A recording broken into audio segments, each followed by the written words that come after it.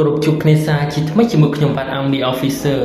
ថ្ងៃនេះដែរខ្ញុំមានសភាវុធមួយប្រភេទទៀតហើយដើម្បីលើកយកមកបង្ហាញជូនបងប្អូនទាំងអស់គ្នាធ្វើការតាមដានទេសនាចំពោះសភាវុធប្រភេទនេះដែរត្រូវបានគេឲ្យឈ្មោះថាជាកំភ្លើងធំចល័ត PCL 171 PCL 171គឺជាកំភ្លើងធំចល័តប្រភេទ122មីលីម៉ែត្រដែលត្រូវបានរចនានិងផលិតដោយប្រទេសចិនដើម្បីពង្រឹងសមត្ថភាពគ្រប់គ្រងផ្ទាល់ដីឲ្យកងទ័ពដោយផ្អែកលើតួរថយន្តនៃ Dongfeng Mengxi-6 វាបង្ហាញអំពីភាពងាយស្រួលក្នុងការចល័តនិងល្បឿនប្រតិបត្តិការខ្ពស់ធ្វើឲ្យ PCL 171ក្លាយជាកំភ្លើងធំសំខាន់ក្នុងយុទ្ធសាស្ត្រទំនើបគោលបំណងនិងតួនាទី PCL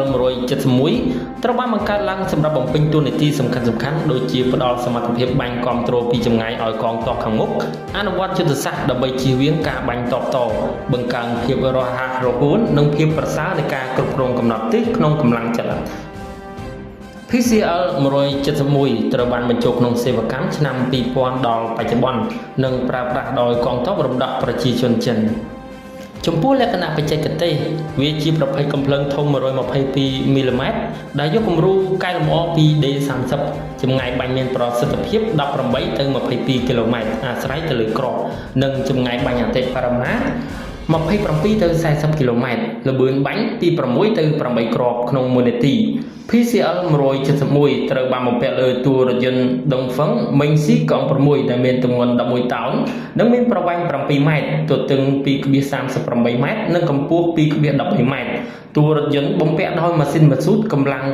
295 HP ល្បឿនបើកលើផ្លូវអតិបរមា120គីឡូម៉ែត្រក្នុង1ម៉ោងនិងអាចបើកបរក្នុងរយៈចម្ងាយប្រតិបត្តិការ700គីឡូម៉ែត្រវាត្រូវបានបំពាក់ដោយប្រព័ន្ធទិសបាញ់ GPS បូកជាមួយនឹងប្រព័ន្ធស្វ័យប្រវត្តិការពីរថយន្តប្រព័ន្ធបន្សាបអាវុធគីមីនិងប្រព័ន្ធបញ្ចេញផ្សាយចំពោះលក្ខណៈពិសេសនិងអត្ថប្រយោជន៍វាមានភាពចល័តខ្ពស់អាចដំណើរការបានលើផ្លូវគ្រប់ប្រភេទនិងតំបន់ព្រៃភ្នំភាពសមស្របក្នុងយុទ្ធសាស្ត្រទំនើប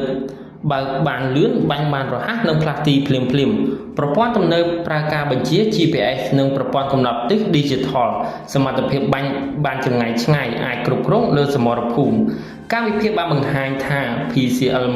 171សម្គាល់អំពីការផ្លាស់ប្ដូរយុទ្ធសាស្ត្រកងទ័ពចិនក្នុងការយកចិត្តទុកដាក់លើការចល័តនិងភាពទាន់សម័យវាអាចបំរុងប្រើសម្រាប់ការជ្រៀតចូលឆាប់រហ័សការទប់ស្កាត់ការចល័តរបស់សត្រូវឬការគ្រប់គ្រងបាញ់ចម្ងាយឆ្ងាយឲ្យកងទ័ពលើសមរភូមិ PCL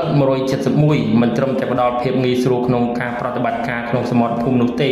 ប៉ុន្តែអាចចូលរួមដោះស្រាយសង្គ្រាមទំនើបដែលអាចបន្តការផ្លាស់ទីនិងប្រើយុទ្ធសាស្ត្រចល័តបានយ៉ាងមានប្រសិទ្ធភាពខ្ពស់ហេតុដូចនេះហើយទើបយើងអាចសន្និដ្ឋានវាបានថា PCL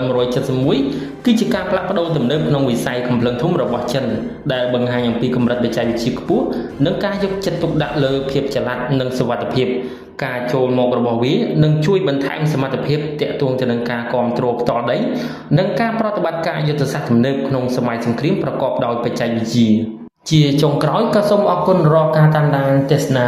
និងសូមជួយចុច Subscribe ដើម្បីទទួលបានវីដេអូថ្មីៗពី Channel យើងខ្ញុំសូមអរគុណ